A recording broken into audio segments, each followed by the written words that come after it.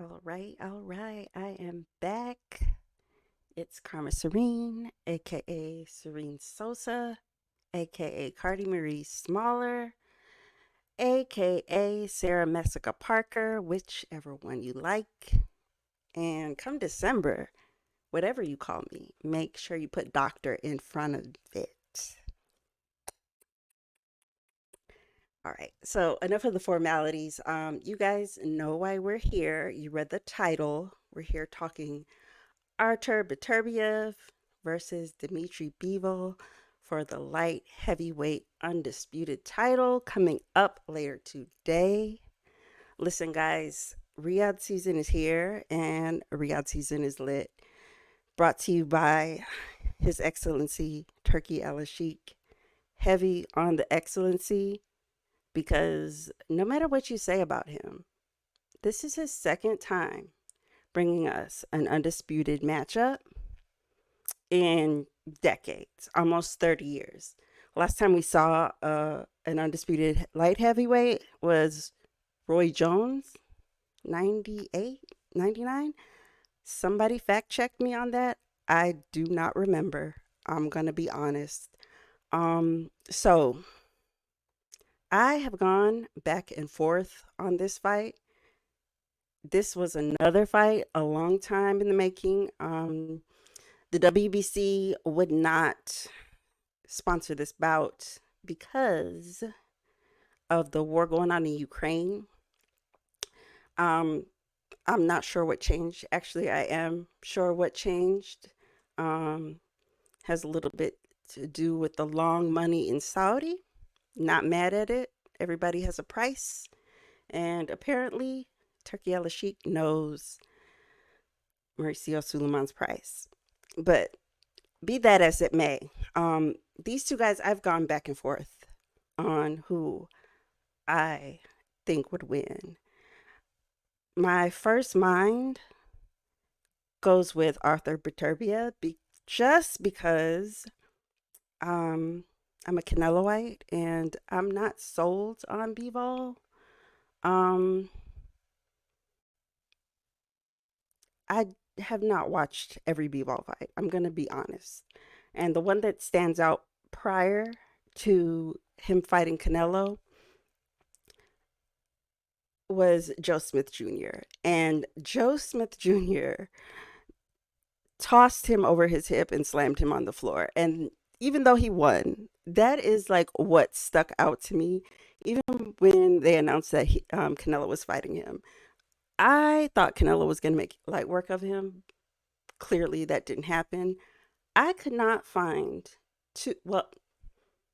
two rounds to rub together and give to Canelo in that fight. He looked so horrible. So that was pretty much Bivol's coming out party. On the side of Beterbiev, he has had great performances, and I've seen a lot of them. One stands out to me is my Hackney brother, Anthony Yard. Um, Bivol is a KO merchant, and this fight didn't end any different. However, Anthony Yard is a pretty hard puncher, and he was not able to hurt Beterbiev. So I'm really finding it difficult to see how our Dmitry Bivol will KO him. I have been hearing that a lot, and I just have to say, you guys are ridiculous. You guys are being ridiculous.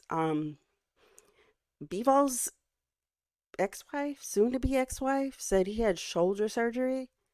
And honestly, I don't know when that was. She didn't say, or I didn't look hard enough, maybe.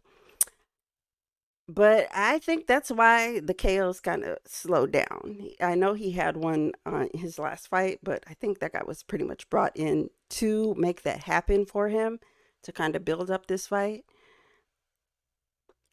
One thing that stands out to me here is Artur Beterbiev's age.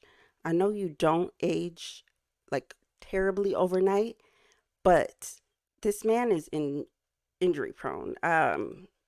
This fight was supposed to happen in June, but Beterbiev hurt his ACL, something, his knee, his leg is messed up, was messed up. He had surgery. Um, that does concern me, considering Bivol's in and out pendulum style. If you have a bum knee, that might be hard to deal with. And Beterbiev does give away a lot of rounds. He's been down before. I can easily see Bivol capitalizing off of, well, I don't know how the knee looks, but if it looks bad, that's a factor. That's something definitely Bivol can capitalize off of. I just don't know because Wolverine breaks everybody down. I know Marcus Brown gave him a kind of different look. He had that, was that is that the fight that he had the gash? I remember seeing it and I remember being so disgusted. I just wanted the fight to stop because it was so nasty. But he came back, blood in face, and stopped Marcus Brown. So he has resilience. Um, it's like, it's hard to pick. I'm standing 10 toes down on Artur Beterbiev. I'm going to say that. I'm going to put that on record before it happens. And you guys can come back and laugh at me like you did with AJ. I don't care. I'm used to being wrong. Last year, I picked with my heart every time, and I got every pick wrong except for one. And I can't remember what fight that was, but one I was right. I think I don't know. I don't remember which one it was, but yeah. Don't ever quote me. Well, you can quote me. Actually, you can quote me. I don't mind being wrong cuz I'm wrong a lot. But 99% of the time, I'm really right. So am I ever really wrong? Nobody knows. So, let's take a look back. Let's walk backwards. What standout win, even though he stopped everybody, what standout win does Beterbiev really have? Um, I guess you could say Alexander Vosdick. That was a really good win. I know we saw him against Benavidez and he didn't look that great, but to Beterbiev's credit, he did retire him. He came back out, but he was gone for a bit. On Bivol's side, he had obviously the Canelo win. That was a great win.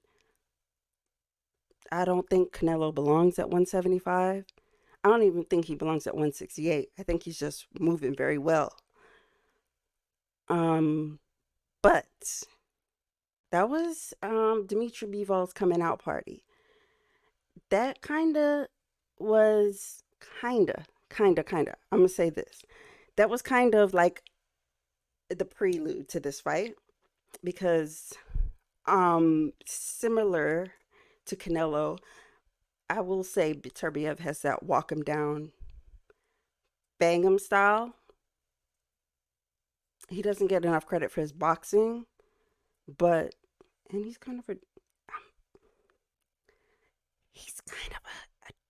dirty fighter. He hits guys behind the head, but that's neither here nor there.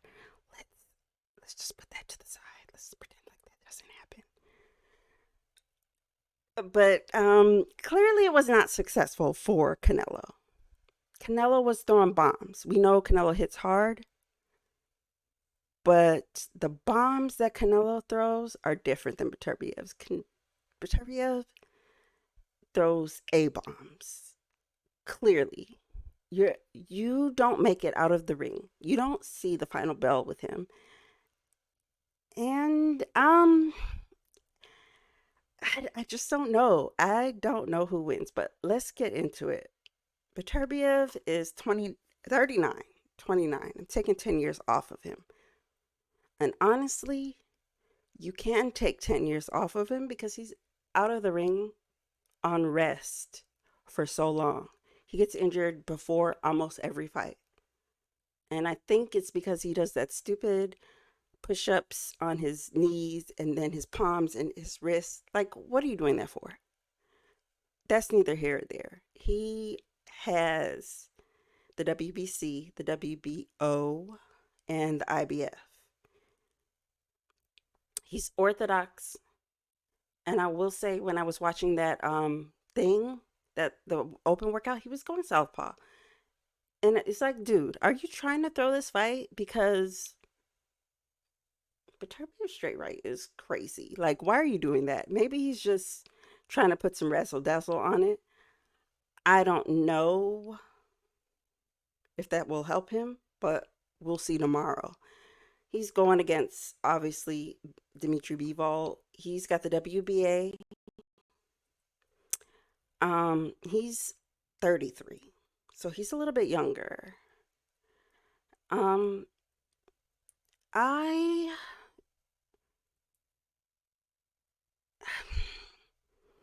obviously his last couple of opponents, he fought Lyndon Arthur, not this last fight, but the one before that.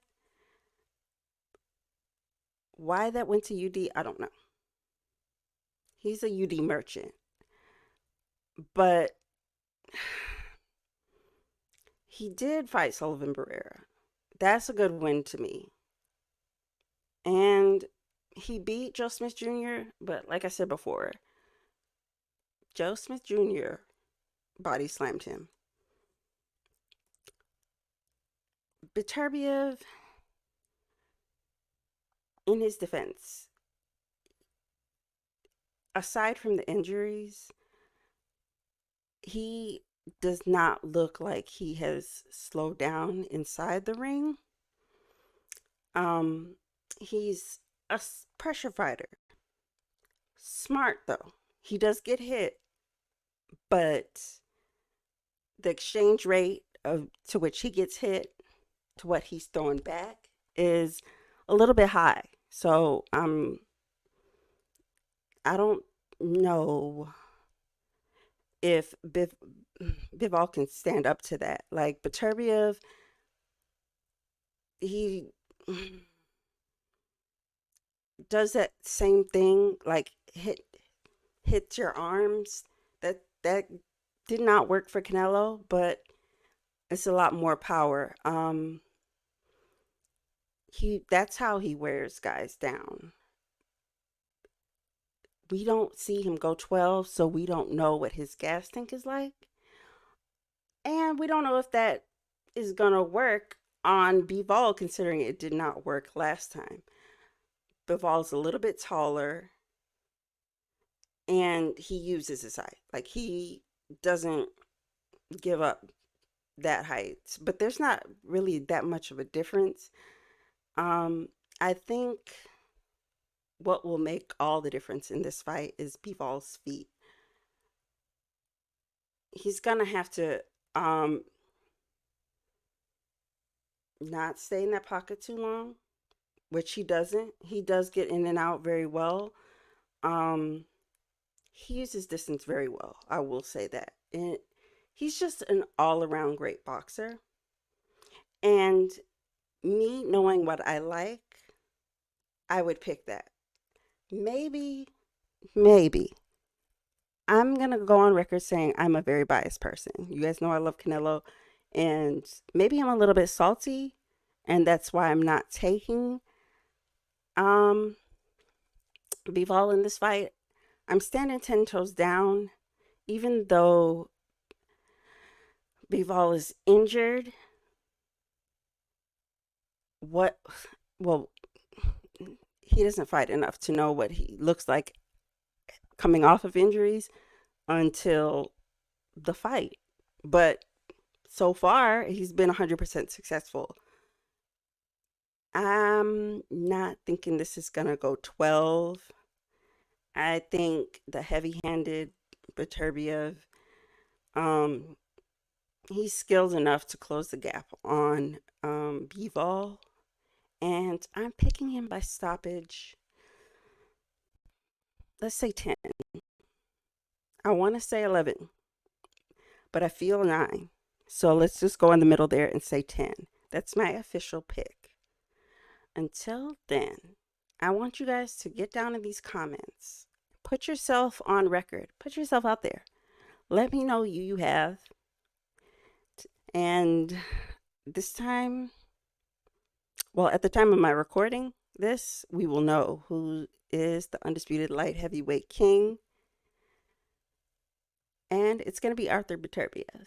So until then, you guys stay safe, stay dangerous, and stay messy. Bye.